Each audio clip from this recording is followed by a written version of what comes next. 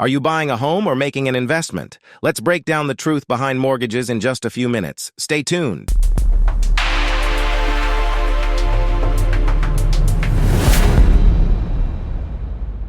Hey everyone, welcome back. Ready to dive deep into the world of mortgages. Absolutely, we're going way beyond the basics today. We're talking about unlocking those next level mortgage strategies. You know, those aha moments that can really make a difference when you're navigating those tricky home loans. Exactly. And we've got a ton of great info lined up from articles to data, all prepped and ready to unpack. We're not just defining terms here, right? No way. We're diving into the details, the nuances, uncovering those lesser known facts that can really give you an edge. Love it. It's about mastering the mortgage game. That's what we're here for. So we're tackling interest rates, amortization schedules, all that good stuff. Oh, and we can't forget about the different types of mortgages out there, right? There's more to it than just fixed versus adjustable. Way more. For example, did you know that even though a traditional amortization schedule has you paying more interest at the beginning of your loan, you can actually flip that around Really? How do you do that? by making biweekly payments instead of monthly. It's a simple change that can make a big difference in how much interest you pay over the life of the loan. See, these are the kind of golden nuggets we love to uncover, but let's back up for a sec just in case. When we talk about mortgages, what are we really talking about? Borrowing a big chunk of change to buy a house, right? With the house itself being the collateral. Exactly. You're basically promising to repay that loan with interest over a set period, usually 15 or 30 years. And that's the term. But here's the interesting thing. Even within those terms, the way you structure your payments can really impact how much you end up paying back overall. Which is where amortization comes in, am I right? It's Yeah, this, I don't know, a behind-the-scenes calculation that figures out how much of each payment goes toward the principal and how much goes toward interest. you got it. And you're saying those biweekly payments, those can actually tip that ratio in our favor. Tell me more. Think of it this way. With biweekly payments, you're making an extra full payment each year because there are 26 two-week periods compared to 12 months. That can save you a ton on interest. It might even shorten the term of your mortgage. Wow, okay. I never thought about it like that. Who knew such a small change could have such a huge impact? It's all about those little adjustments. This is why we do these deep dives. We're finding those hidden tools and tricks that empower us to make smarter financial decisions. And that's just the start. We haven't even touched on the different types of mortgages out there. Ooh, I'm all ears. I think most people know the basics, like fixed rate and maybe adjustable rate, but I bet there are some hidden mortgage gems out there just waiting to be discovered. You're right, there are. Let's talk about something called an interest-only mortgage. It's pretty interesting, although some people get a little confused about it. Interest only. So is that like putting off actually paying back the loan? Kinda, yeah. So for a certain amount of time, usually the first few years, you only pay the interest on the loan. This keeps those initial payments lower, which could be a huge help. I can see how that'd be appealing, especially if you're maybe a little strapped for cash right now, but you know you'll be making more money in the future. Exactly.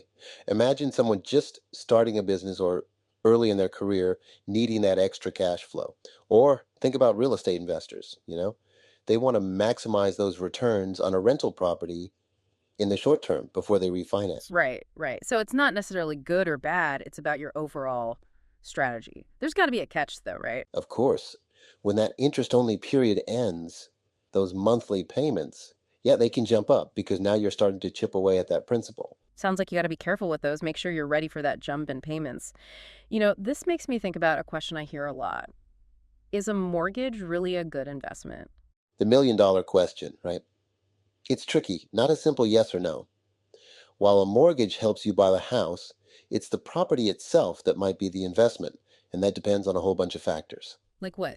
Give me the details. Well, location is huge. Buying in a good area, an area that's growing, that definitely increases your chances of the property increasing in value, right? Meaning your house is worth more later. But real estate can be unpredictable. What goes up can come down. So, no guarantees there. What else should people think about when they're trying to decide if owning a home is a good investment? Don't forget about those ongoing costs, things like property taxes, insurance, maintenance. These can easily add thousands to your expenses every year. A lot of people forget about those hidden costs of homeownership. It's true what they say. Everything costs more than you think it will. It really does. And there's another big one, it's called opportunity cost. Every dollar tied up in your mortgage is a dollar you can't invest somewhere else, maybe somewhere with better returns. That's a really good point. It's about choosing to put your money in one specific place, and you want to make sure it's the right place. So, we've talked about the potential for a property to go up in value and also those hidden costs. But how do you actually decide if taking on a mortgage is the right move financially? Well, you really have to think about how it fits with your overall financial goals. Are you looking for growth over the long term? Do you like the idea of forced savings? Or maybe having predictable housing costs is more important to you than those potential investment returns, you know? Yeah, it's like choosing the right tool for the job. Like you wouldn't use a hammer when you need a screwdriver. Exactly. Sometimes renting just makes more sense, especially if you need to be flexible, or maybe you're not ready for all the responsibility of owning a home. Makes sense. So, for those who are ready to take that step and buy, what should they be thinking about to make sure it's a good financial decision? Affordability is key, and I don't just mean qualifying for the loan. Can you comfortably make those payments every month on top of all your other expenses? Because life happens. Unexpected stuff comes up, or maybe you want to travel or just go out for a nice dinner once in a while. You need that wiggle room in your budget. Right. You don't want to be stuck feeling house poor. Exactly. And don't forget about building equity. That's the part of your home that you actually own. It grows as you pay down the principal. It's like a built in savings plan, one that can really pay off down the line. Okay, so we've covered a lot of ground here. We've broken down some of the confusing mortgage lingo, looked at the different types of mortgages, and really dug into when a mortgage makes sense financially. What's the one thing you hope listeners take away from all this? I think the biggest thing is just knowing that knowledge is power, especially with mortgages. The more you understand about interest rates, amortization, all that good stuff, the better decisions you can make for your own financial future. So don't be afraid to ask questions, shop around to find the best rates, and just remember that there's no one right answer for everyone.